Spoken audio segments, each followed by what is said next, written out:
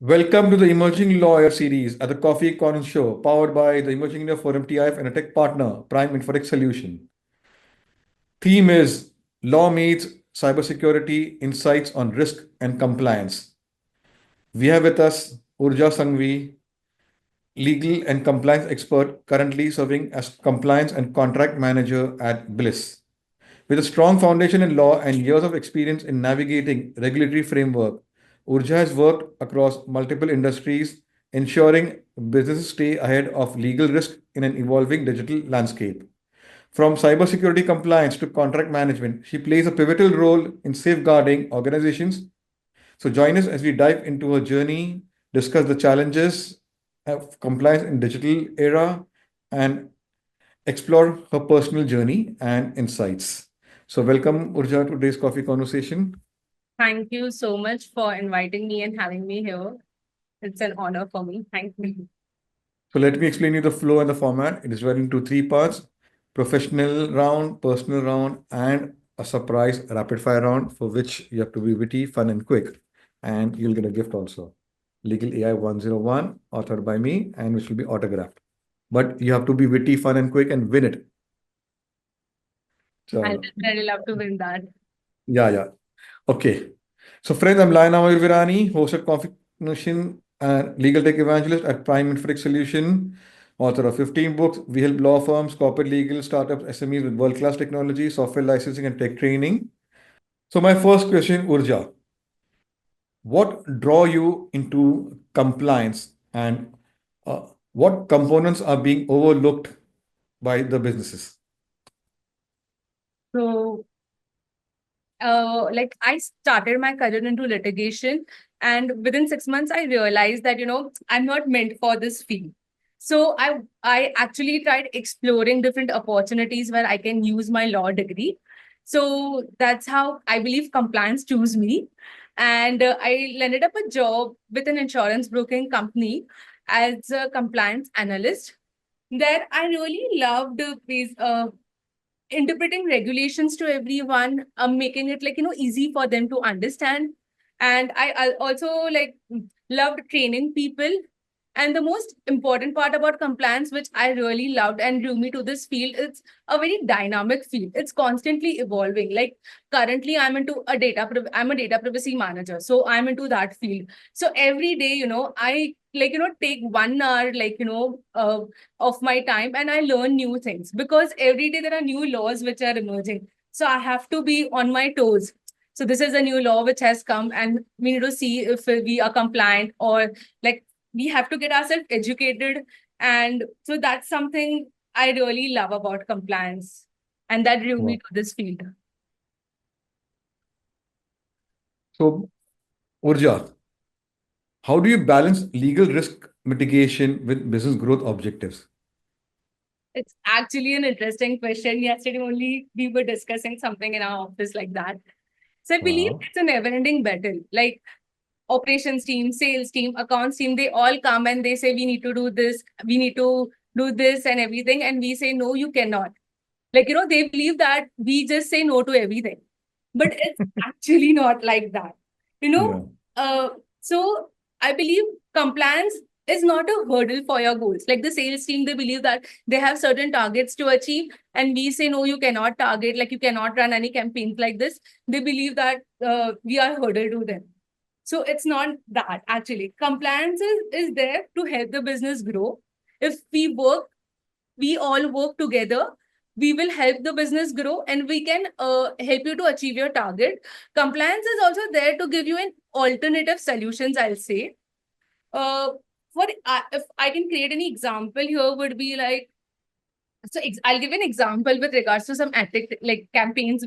Uh, so if a sales team come as like Good Friday is coming, so Mm. if they ask to run a campaign in Europe or in Italy or in Europe anywhere, and they say that if they can target people who are visiting churches. So I believe that religious is a very personal thing. I cannot allow you to target people who are visiting the church, and also it's a sensitive category of data which will require an explicit consent and a very much informed consent. So, and as it's a very personal thing, so I believe that you should not target, you should give people their space there. Money is fine, but a personal space is something which I duly respect. So there, like, we come up with some alternatives. Okay, you cannot target that way, but what you can do is you can target people in the areas or the postcode which have high Christian population. So that's the kind of an alternative solutions we are there to provide you. And Wow. that's the thing. Yeah. So compliance is there to actually help the business grow, and to provide you alternative solutions. At the end of the day, Wow. I'll see is just good communication between all the teams. If they inform us well in advance, like this is what they are planning to do, we can do our research, and we can do provide you some alternative solutions. Beautiful. Okay. Pooja, what are some of the biggest compliance challenges companies face today in the digital advertising or tech space? Which now my question, which you have earlier shared, I'm just building up on the conversation. Okay. So tech companies face a lot of struggle with regards to new data privacy regulations coming up. So firstly, the good part about Europe is they have one federal law. But when it comes to states, they don't have a federal law. So you have to stay compliant with all the different state privacy laws. So now there are so many states. Every state is coming up with their own data privacy law. It's really difficult. That's like, when I say that I take out 1 hour every day to learn about the new regulations. It's basically for states, like what new regulations are out and what we need to abide with. And also we need to register ourselves as a data broker in every state, which is really very expensive. Like, and how are we managing the user consent, transparency, like how your data is collected, how it's going to get processed, is something which is very challenging. And the most important challenge, like with my experience, which I've found, is the MFA. So there are websites. MFA stands for Made for Advertising websites. So there are websites, they are actually made to, like, they're just copied paste someone else content, or the content they have, like, AI, they have just send some prompt, okay, please make some content about GDPR. AI has made, and they have just copy pasted it. So there is no brand safety. We are not giving our users like a good content. So it's very important, like, we need to identify who are this MFA, and we should not target our audience through that website. So a brand safety is very much, I believe, a difficult part as compared to updating yourself with the regulations. So this will also harm our brand image, and also will lead to our our ad spending would be wasted, because we're not giving our users a great content. Beautiful. Okay. With cyber threats evolving rapidly, how do companies ensure the compliance frameworks remain effective? It's a very interesting question. So, companies need to stay very proactive and adaptable to the new technologies, and the employee, they are the weakest link. They need to be trained. So compliance is not just a compliance role, a compliance or IT team role. It's everyone's role, because employee are the weakest link. I like to give you a real example here. So in 2024, an employee of a multinational company in Hong Kong actually, tricked to attend a phone call, which he assumed were all his colleagues. But actually, they were not his colleague. They were like they were actually, I'll say, they were not his colleagues. And he was tricked into attending that phone call. And then he ended up paying around 25 million to the fraudster, because he assumed that the colleagues was his CFO, and he ended up Yeah. paying that. And it was, I think so, it was a deepfake technology. Yeah. Yeah. He created it with a deepfake technology. So the employees need to be aware about the phishing part, that how is AI, if you're receiving any email or something, be vigilant. Please don't attend any video call. Understand if you are saying something, the mouth and the words are matching up. What you're saying, like it all matches up. So employees need to be very much aware about it. And also it is very important to have a clear incident response plan in case of any breach or anything has happened. So you need to have a clear incident response plan. And yeah, we need to abide by the GDPR, HIPAA, COPA, CPRA, and other emerging states' privacy laws also. Wow. So, Urja, what role does ethics play in corporate compliance and how do you ensure organizations uphold ethical standards? I'll define ethics as in three words basically: integrity, fairness, and accountability.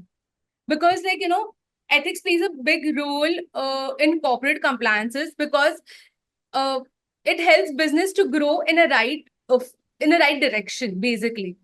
And compliances help in building a foundation of I'll say the for compliance is at building the foundation of law and rules, while ethics is doing the right thing at the right time, building us trust and creating a strong and honest work culture.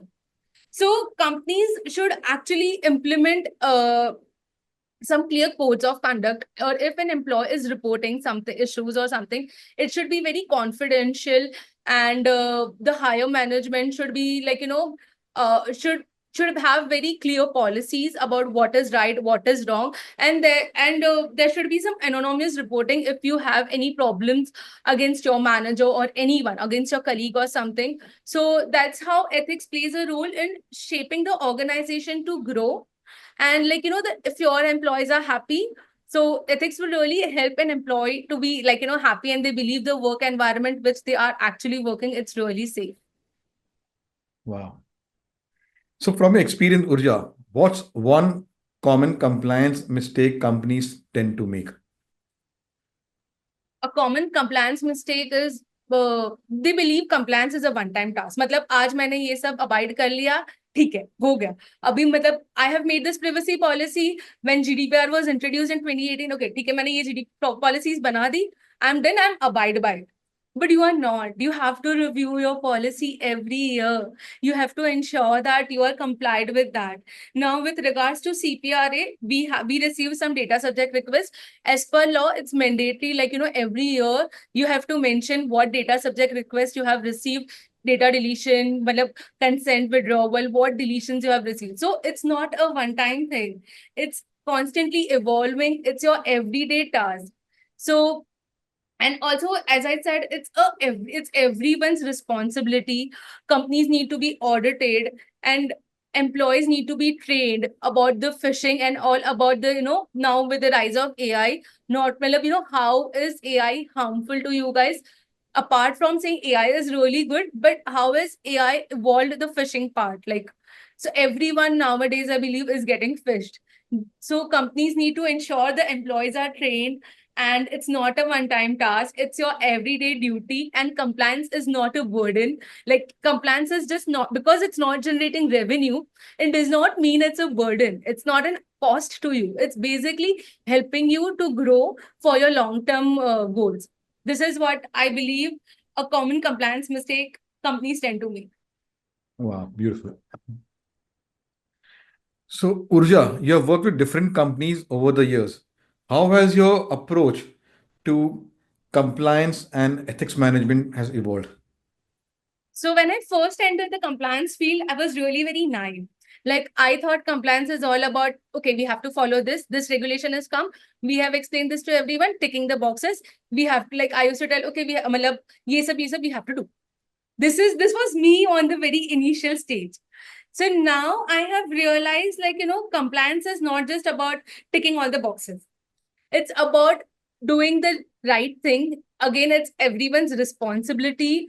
And also, I also believe that compliance is not a short-term goal. It's a long-term process. So, and compliance, you have to give alternative solutions to everyone. Uh, uh, yeah, so that's how, like, my approach has evolved. When I joined, I was like ticking boxes. Now it's like understanding the regulations, making people understand, and it's not about evolve like ticking the boxes. It's about how practically I can implement it. That's very important, which I believe earlier, like, because, like, as I was very naive, so I failed doing it. I was just understanding we need to abide by that. How practically I can implement it, it was really difficult for me to understand at that time. Wow. I'm a little excited because we've talked so much about AI, but how has AI and automation impacted compliance and contract management? So I believe AI comes with the pros and cons. Okay, let's say about some pros with regards to AI. Like just say AI was introduced, one work which has been a kind of little easier. We can ask them like if you have your own AI, like not if you're using any open AI. So if you have like your own AI tool, so you can ask them to have a quick look. So that is a time saving for you. The deadlines tracking, like sending alerts, like uh if for example if this contract is going to expire on this date, so they can help us in sending alert for us to manually check, okay, this agreement is going to expire on this date. So this is a pros, and at the first uh so it can let you know, okay, these are the problems in the agreements, so it can help you with that, finding errors, which is actually saving our time, and we can dedicate our time on doing other tasks. But now the cons here is AI can also be biased to you. Like they might miss something which a human eyes are for us. Like, if we are reviewing the content we believe is something it's very important, but as AI is trained in that manner, so if I'm giving some other agreements to them, so they can be very biased. They will be reviewing that agreement based on the past agreement which I have shared with them.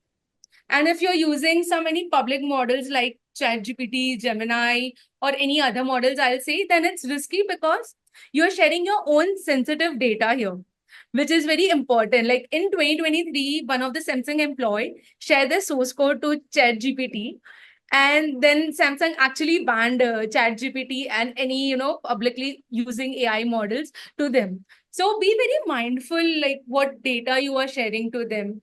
Do not firstly I'll suggest, do not use ChatGPT, Gemini, or any models which is publicly open and which your organization has not you not abide, like okay, you can use that. So that is it. And yeah, so these are the cons and these are the pros for me. So AI, everything comes with the pros and cons, but it's Yeah, very yeah, yeah, yeah. important for us to balance and understand what is right and what is wrong, and train our employees in that manner. Very true. Now, this Ghibli is taking over. By people are adding their pictures on Yes. a ChatGPT and creating image, what do you say, uh, AI images and creating slideshows, adding voiceover and everything. They are not aware what will happen 1 or 2 years down the line. Yeah. And your Uh, pictures and all are getting. ChatGPT will having a lot of information for cyber hackers out there who God knows what they will do with the images, the voice, and everything, and what will happen, God forbid. Yeah, But another topic to discuss.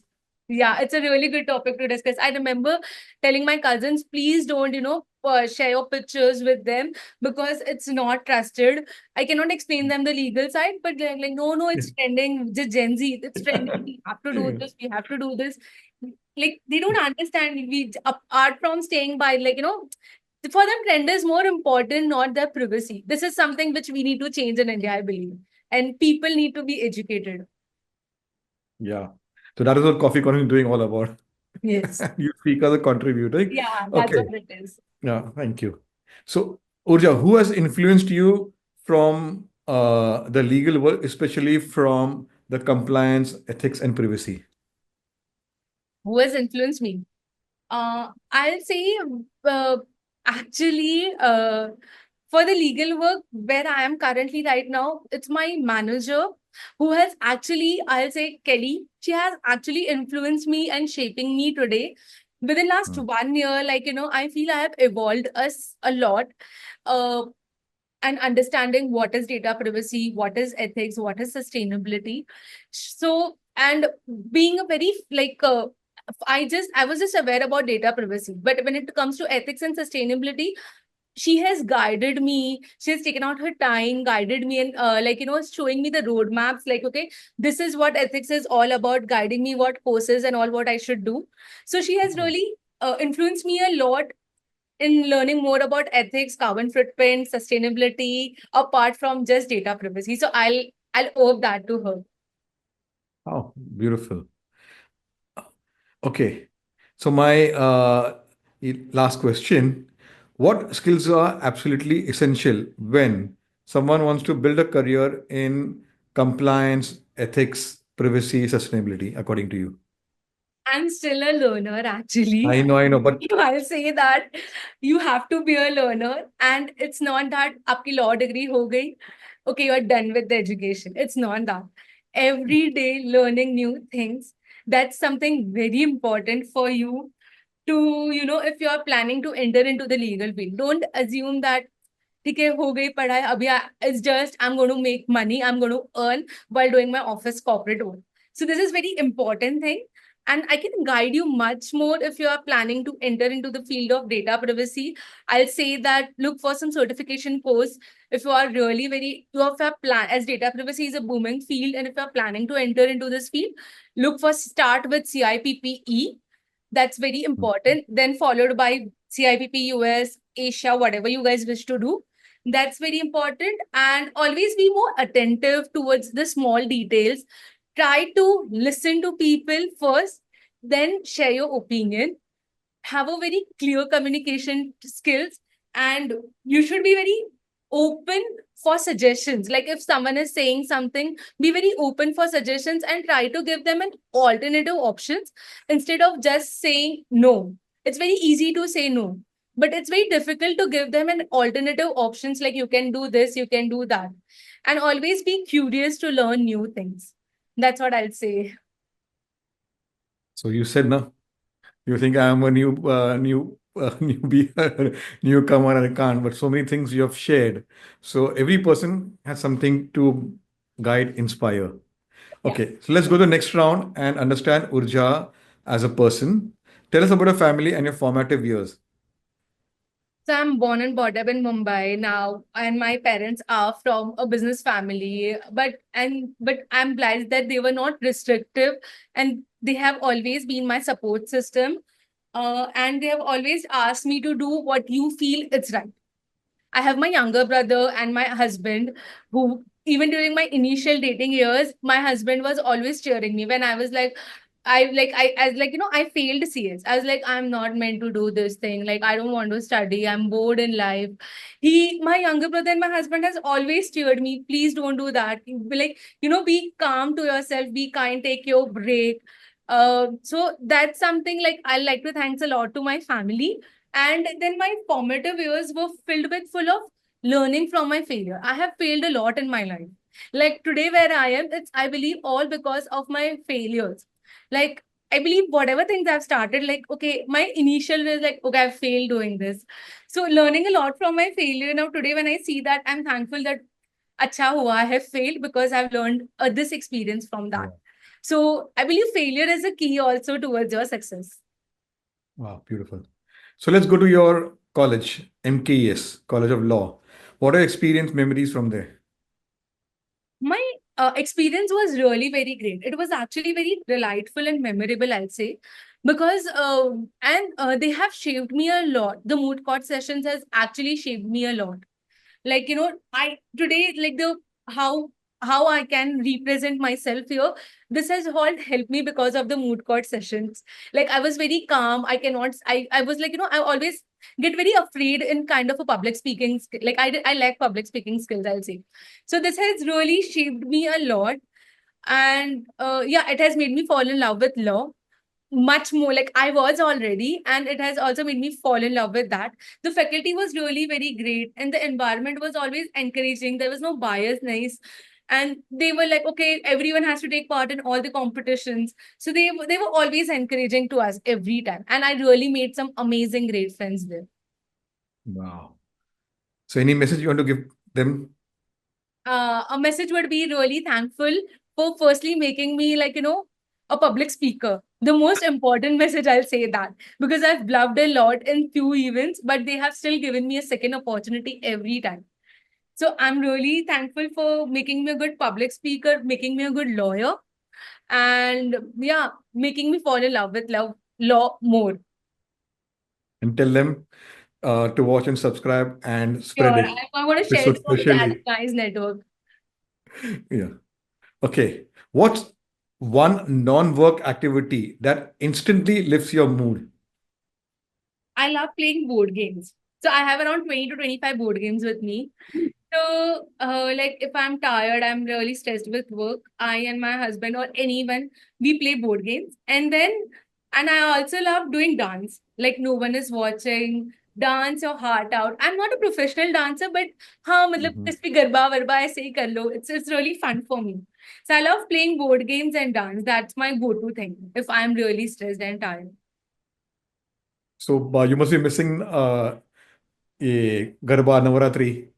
This year I went here in Bangalore and we really Ah, the Palace Ground. We went there and in the HSR sector, yeah, here where I stayed, there was also a Garba organized. So every day, if it's weekend, I have to go because weekdays I'm working till late, so it's not possible. But on weekends, kuch bhi ho jaye, I'm going and I'm going.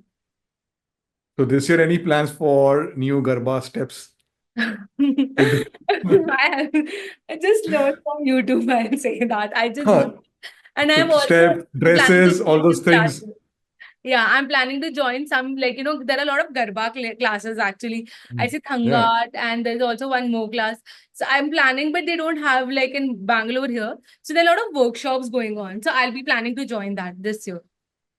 Wow. What's one book or movie that has inspired you, and what were the learnings? Book or movie? Yeah. Okay, I'm not a book person much because in my field, I keep on reading about like every day. So when if someone gives me a book, I have never been a book person, I'll say. If you give me a Mhm. book, I think I'll sleep actually. So, but in terms of movie which has really inspired me, I'll say is Rang De Basanti. I Mhm. really love that movie and not in terms of professional, but in terms of personal growth also. How the friends stay connected, how they fight for something which is wrong. So while watching Rang De Basanti, I always wanted, like, I should have that friend circle who is always looking forward and who always cheer me up, who whenever I'm failed in life. So they have such kind of friend circles, and luckily I'm blessed to have such kind of friends and my cousins who are also my best friends. So I'm blessed in that manner. So I can so relate that if I fail or if anyone, like, in our circle fail or they achieve something, no one is jealous of each other. So this has inspired me and I've tried to get that kind of friend circles and, like, cousins and something in my real life also. Wow. So you're leading to my next question. If your friends had to describe you in 3 words, what do you think they would say? This is really a difficult one. I'm not I sure. know, I know, I know. We'll say that uh 3 words, right? Urja is a person who loves to balance the dreams, the duties, like, strike to balance between both the dream and duties. She knows, like, these are his dream, these are her dreams, but these are the duties first that she needs to do. So understanding what's right and wrong at the right time, that's something I think they'll define me. Wow. Beautiful. So, what are your plans for 2025 personally and professionally? Personally, I believe I wanted to travel somewhere which I have already traveled recently to Japan. So one personal goal has been tick the mark. In term personally, I need to be more fit, avoid junk food. This two thing is something in my personal thing. Professionally is I want to learn more about the US state laws, the IAB MSPA guidelines, and the GCP strengths. And these are all the technical terms I'm using. Apologize for that. But yeah, GBP strengths. So I want to learn more about that. The more emerging state laws, and I don't have much grip about the AI laws. Like I have zero knowledge, actually, I can say. So I want to learn that about as EU is coming up with their first AI laws. So I want to learn more about that and how it's going to be helpful and what impact it's going to do to the business. So these are my targets for professionally to grow. Wow. So, my last one is a googly one. Describe Urja in one line. Describe Urja in one line. She, uh, it's actually a difficult one. I mean, a person, as I said before, who knows like how my friends describe me, uh, a person who is a people person who loves to help, people's person, trying to help people, and always fun loving. I'll describe in 3 words. Sorry. Okay, it's fine. Okay, let's go next round and have some fun. The rapid fire round. Your favorite cuisine? Uh, Kathiawadi cuisine, bajra rotla and adadni dal and odo. That's actually my proper Kathiawadi cuisine is my favorite cuisine. Mine too. My mom used to make, she's no more, but she used to make ye urad ki dal and bajre ki rotli. Like I feel like eating it right now. Yeah, yeah. And Mouth she added watering. apna a touch of ghee and everything. Apna, ye, she used to make in a yellow format. Oh, it's really good. Like anytime Yeah, Kathiawadi cuisine is my favorite. and good. Okay. Your favorite color? Red, which I'm wearing right now. Your dream travel place? Uh, a lot of places, but I really wish to see Northern Lights. It's my to visit the Scandinavian countries, Norway, Finland, Lapland. So that's my dream travel place. And in India, I want to visit Northeast. Like that Wow, Northern Lights has always fascinated me since my childhood, and I really wish to visit this soon. wow. You're a early morning or late night?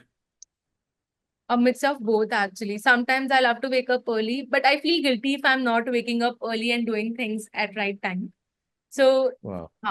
so I believe it's a mix of both, and I'm a night owl too if it's required. So it's a mix of both, actually. Okay. A song that's always on your playlist.